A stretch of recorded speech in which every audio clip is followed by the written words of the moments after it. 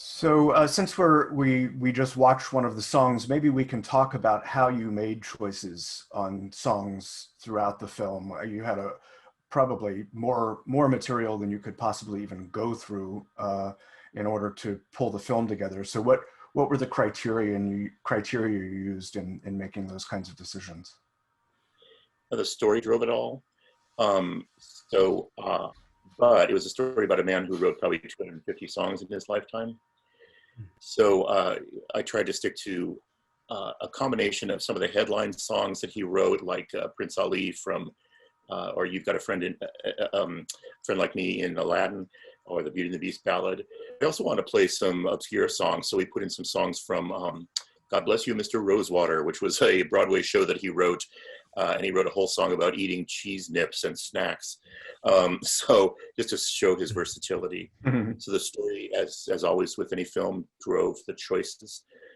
And then we gave all that to Michael and Chris, and they were able to kind of weave that in and out. The other choice I made early on was how much of those songs to play, and in a short format, I try to stick around 90 minutes for a film because I get bored myself after that, and put in those songs as samplers. You know, I always felt like if you want to hear the whole song, go buy the soundtrack. Um, Music is so powerful, though, that we would put in a few phrases of a song and then go on with our narrative, maybe over the top of that demo, or as we talked about earlier, Chris would pick up the key of that demo and keep the temp music going underneath it as dialogue started again. So it was really a sampler of songs, and most all the clips are very short. The only difference to that is the over the end credits. I wanted to originally we wrote a suite of music over the end credits that Chris did, and then I phoned up Michael one day and just said, why don't we hear Howard's voice over the end credits? And it was a beautiful track of Howard singing Part of Your World. And you realize how close Howard's performance was mimicked by Jodie Benson, who's a brilliant actress, but she really stayed close to Howard. So I wanted to play that over the end credits. And so at the very last minute, over our, as we were going into our mix, or maybe even after our mix, while we were doing the end credits, we changed tracks out.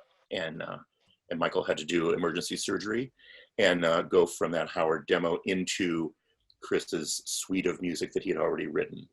So there's always a lot of those patch ups to be done on different movies we've done. And this goes back to what Michael was saying.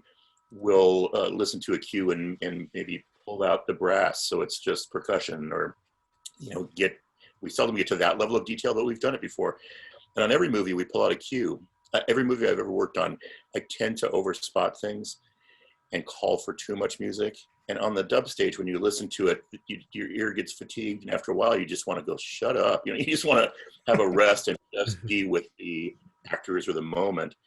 So pretty much on every movie, we pulled out a cue. I don't recall that on Howard necessarily, but your ear just gets fatigued, and that's something you don't know until you get to the dub stage. Mhm.